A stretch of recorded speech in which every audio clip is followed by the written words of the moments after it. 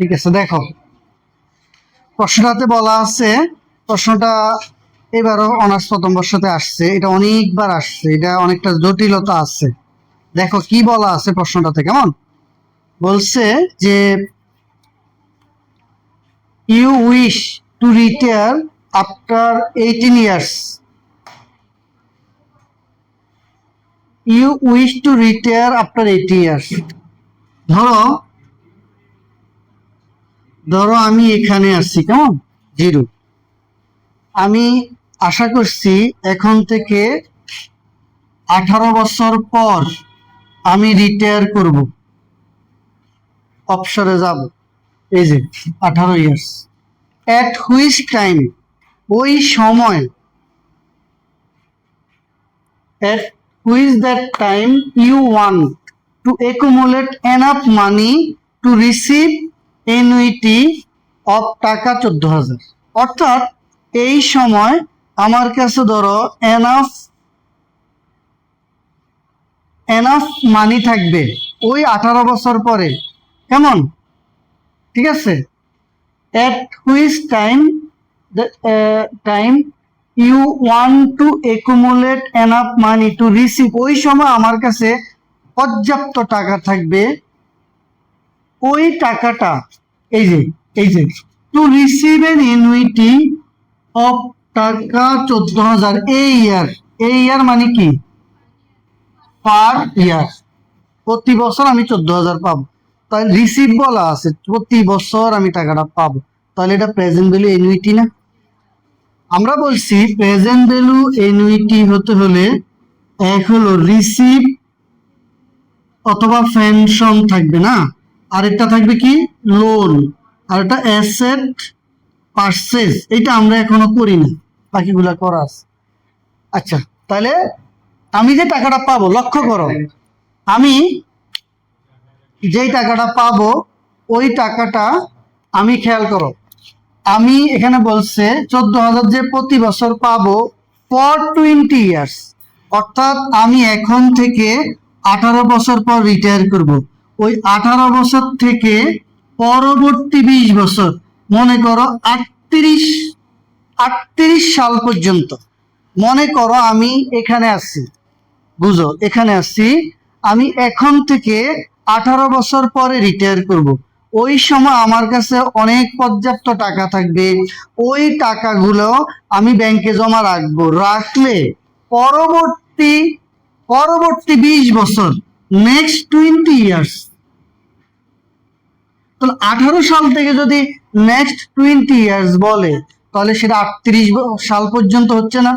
তাহলে পরবর্তী 20 বছর মানে এখান থেকে পরবর্তী 20 বছর, তাহলে আমি এটাকে এটা না লিখে আমি এটাকে পরবর্তী 20 ইয়ার্সও লিখতে পারি। ওই পরবর্তী 20 বছর আমি সমানভাবে কত টাকা গ্রহণ করব, এই যে দেখো আমি 14,000 করে, ক্লিয়ার। তাহলে আমি এখন থেকে 18 বছর পরে রিটায়ার করব, ওই সময় আমার কাছে অনেক টাকা থাকবে, ওই টাকাটা আমি ব্যাংকে জমা রাখবো, ওই টাকা থেকে আমাকে প্রতি বছর সমানভাবে 14,000 টাকা করে ব্যাংক দিবে, এটা হলো মূল কথা। এরপরে বলছে কি, during the period you retirement you can earn 11% annually. তাহলে আমি যে এই যে টাকাটা আমার কাছে যে থাকবে, কেমন, এই টাকাটা যে বিফোর রিটায়ারমেন্টের কথা বলছে, কি বলছে এখানে দেখো, ডিউরিং দ্য পিরিয়ড, এই যে বিফোর রিটায়ারমেন্ট বলা আসেনি, এটার মানে হলো এই রিটায়ারমেন্টের পূর্বে এই সময়টা না, এখানে আমি যে টাকাটা আয় করব এটা হলো 11%। দেখো এই যে during the period before retirement you can earn 11% annually, তুমি রিটায়ারমেন্টের পূর্বে যেই টাকাটা আয় করবা সেটা হলো 11%। তাহলে রিটায়ারমেন্টের আগেও তুমি একটা আয় করবা, কিন্তু আমার কাছে এটা বলা নাই। তাহলে আমার কাছে বলা আছে 18 বছর পরের 20 বছর আমাকে এইটার টাকা দিয়ে দিচ্ছে, অনেকটা বিলম্বিতের মতো, কেমন। আচ্ছা, তাহলে এটা গেল, এই যে এটা। এরপর বলছে annually which after retirement you can earn কত, 18%। আফটার রিটায়ারমেন্ট, তুমি যদি রিটায়ারমেন্ট করো তারপরে যে 14,000 টাকা করে তুমি গ্রহণ করবা, ওইটা আবার ব্যাংক তোমাকে কত পার্সেন্ট সুদ দিবে? এ হলো 8%। তাহলে আমরা কি বুঝলাম, এখানে রেট কয়টা? দুইটা, একটা হলো বিফোর রিটায়ারমেন্ট, একটা হলো আফটার রিটায়ারমেন্ট। আফটার রিটায়ারমেন্ট হলে, আফটার রিটায়ারমেন্টে আমি যে টাকাটা 14,000 পাবো ওটা হলো 8%। আর বিফোর রিটায়ারমেন্টে আমি এখানে টাকা জমা না করলে, খেয়াল করো, আমি এখানে টাকাটা আস্তে আস্তে আস্তে আস্তে আবার নিশ্চয়ই জমা করব, না করলে আমাকে গিয়ে টাকাটা দিবে? ওইটা কিন্তু প্রশ্নে বলা নাই, ওইটা আমাকে বের করতে হবে। আমাকে এটা দিয়ে দিচ্ছে, তাহলে যেহেতু আমাকে এটা দিয়ে দিছে, আমি এটা দিয়ে প্রথমে প্রেজেন্ট ভ্যালু এনুইটি একটা করব। ঠিক আছে, দেখো তাহলে এই অংশের জন্য আমি করব প্রেজেন্ট ভ্যালু এনুইটি। যেহেতু আমি এটা কিস্তি পাবো আই, এই তো ঠিক আছে, যেহেতু এটা কিস্তি তাহলে 14,000, ইন্টারেস্ট কত? এই যে 0.08 এন কত? 20 ইয়ার্স। কত আসে দেখো রেজাল্টটা, দেখো তাহলে এটা একেবারে আসে 1,37,463। তাহলে আমি এখানে কি বুঝলাম, যদি আমি এখন থেকে 18 বছর পরে রিটায়ার করি, পরবর্তী 20 বছরে, যে 20 বছর পর্যন্ত আমি সমানভাবে 14,000 টাকা গ্রহণ করি, ওই টাকাটার বর্তমান মূল্য 1 লক্ষ কত? 1 লক্ষ কত?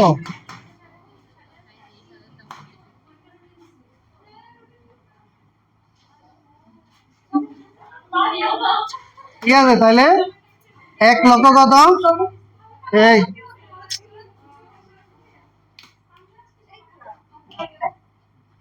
1,37,000 কত? 463। কথা ক্লিয়ার? এখন আসো, কথা বুঝো। এখানে একটা কথা বলছে যে during the period before retirement you can earn 11%। এটার মানে কি? তাহলে নিশ্চয়ই এই টাকাটা আমি 18 বছর পর্যন্ত টাকাটা জমাবো, জমানোর পরে আমি 18 বছর পরে কিছু টাকা এনাফ মানি হবে,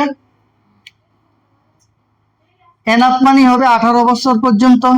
কথা বুঝো, বলছে উনি 18 বছর পর রিটায়ার করবে, মানে কথা পিছন থেকে আমি সামনের দিকে আসবো। 18 বছর পরে যখন রিটায়ার করব, তখন আমার কাছে কিছু পর্যাপ্ত টাকা থাকবে, ওই টাকাটা ব্যাংকে রাখবো। রাখলে আমাকে ব্যাংক পরবর্তী 20 বছর 14,000 টাকা করে দিতে থাকবে। তাহলে এই যে 18 বছর থেকে পরের 20 বছর 38 সাল পর্যন্ত আমাকে যে টাকাটা দিবে, ওইটার জন্য আমি 14,000 টাকা যে পাবো, ওটার জন্য আমার আবার ইন্টারেস্ট রেট কত? আচ্ছা, এই ইন্টারেস্ট রেট গুলো আসলে কি? এই ইন্টারেস্ট রেট গুলো আসলে আমি টাকাটা ব্যাংকে রাখবো, রাখলে ব্যাংক আমাকে সুদ দিবে। তাহলে এই টাকাটা হচ্ছে এটা। এবার বুঝো কথা, আমরা যখন ডেফার্ড অ্যানুইটি করছিলাম তখন আমরা বলছি এখান থেকে পরে আমি যদি সমানভাবে গ্রহণ করি, তখন এটা অনেকটা ডেফার্ড অ্যানুইটি হয় না, এবং এটাকে আমি প্রেজেন্ট ভ্যালু করলে হয়ে যাবে। কথাকে আমি বুঝাতে পারছি? কিন্তু এই অঙ্কটা একটু ব্যতিক্রম, লক্ষ্য করো পরের লাইনে কি বলছে, while after retirement you can earn 8% of your money, 8% of your money। তাহলে রিটায়ারমেন্টের পূর্বে তুমি কত পার্সেন্ট আয় করবা? রিটায়ারমেন্টের পরে করবা 8, বিফোর রিটায়ারমেন্ট তুমি আয় করবা 11। আচ্ছা, এই কথা তুমি এখন আমাকে বলছো এটা যা এনুইটি চাইছে নাকি, আমি তো জানি না। দেখো কি বলছে, এই যে হোয়াট অ্যানুয়াল কন্ট্রিবিউশন, কি দেখো হোয়াট অ্যানুয়াল কন্ট্রিবিউশন, এই যে এখানে বলে দিচ্ছি স্পষ্ট করে, annual contribution, what annual contribution to the retirement. এই যে এখান থেকে রিটায়ারমেন্ট পর্যন্ত যে ওনার যে কন্ট্রিবিউশনটা আছে, এই যে what annual contribution to the retirement fund. Retirement fund তুমি তৈরি করবে এখানে এনাফ মানি পাওয়ার জন্য। তাহলে to the retirement fund will allow you to receive annuity 14,000। কি পরিমাণ টাকা তুমি তোমার রিটায়ারমেন্ট ফান্ডে জমা রাখলে অ্যানুয়ালি, স্পষ্ট বলে দিচ্ছে অ্যানুয়াল। অ্যানুয়াল তার মানে, অ্যানুয়াল মানে তো একবারে রাখবে না, একবারে রাখবে না। এখানে যে 1 থেকে যে 18 বছর আছে, এই 18 বছর সমানভাবে নিশ্চয়ই উনি টাকাটা রাখবে না? রাখলেই তো উনি টাকাটা কি পাবে? এখানে এনাফ মানি হবে, তারপর পাবে। এই জন্য যেহেতু অ্যানুয়াল বলছে, তখন এটা এখানে ফিউচার ভ্যালু এনুইটি হবে। এটার এক অংশ প্রেজেন্ট ভ্যালু, এক অংশ ফিউচার। তখন আমাদেরকে এটা করতে হবে, এই অংশ, এই যে এখানকার এই যেটা ফিচার, আমি এটা করে দিই, যেহেতু আমি এই নিয়ম এখনো করাই নাই, তারপরও যখন আমি আবার করাই দিব তখন তোমরা ক্লিয়ার হয়ে যাবে। দেখো তাহলে এনুইটি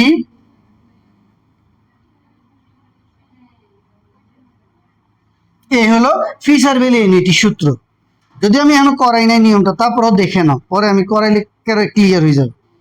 তাহলে দেখো এখানে, তাহলে আমি লক্ষ্য করো, তাহলে আমি এখানে বছর বছর কি পরিমাণ টাকা জমা রাখবো এটাকে এখানে বলছে। তুমি এনে আমাকে বলতে পারো স্যার এটা তো প্রেজেন্ট ভ্যালু হইতে পারে লামসাম, ফিচার লামসাম হইতে পারে, না হবে না, কারণ আমাকে স্পষ্ট অ্যানুয়াল কন্ট্রিবিউশন বলছে। তাহলে আমাকে প্রতি বছর আমি কি পরিমাণ টাকা জমা রাখি সেটা এখানে বলে দিচ্ছে। তো এই জন্য আমার এইখানকার জন্য লক্ষ্য করো, এই টাকাটা এটা ফিচার ভ্যালু ইউনিট, এটা এককালীন, এটা পেতে হলে দেখো এখানকার জন্য এটা ফিউচার ভ্যালু, এইটার অ্যামাউন্টটাই হয়েছে এটা। তাহলে আমি যখন এইটা ধরে এটাকে ফিউচার ভ্যালু ইউনিটি 37,463 ধরে এন কত 18 না -1, তাহলে আমি কত করে জমা করলে 18 বছর পরে আমি 1,37,000 পাবো। পরবর্তীতে ওই টাকাটা আমি আবার জমা রাখলে আমাকে 14,000 করে দিই। ঠিক আছে, তাইলে কত আসে দেখো,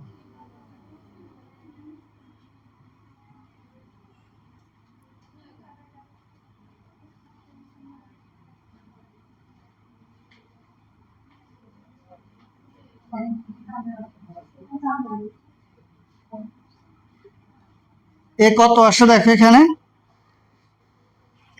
2,727.64 প্রায়।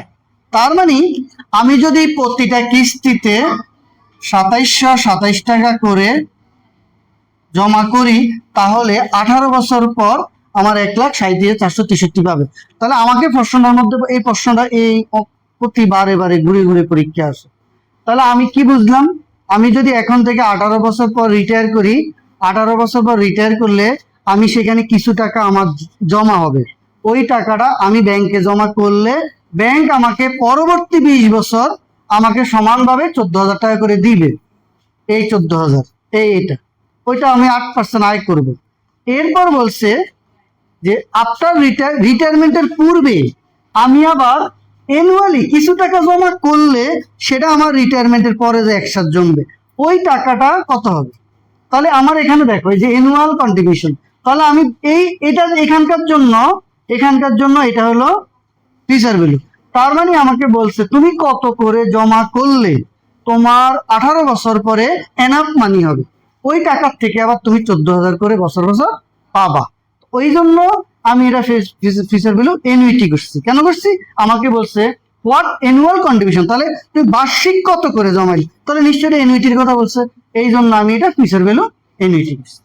ঠিক আছে, ক্লিয়ার তো না?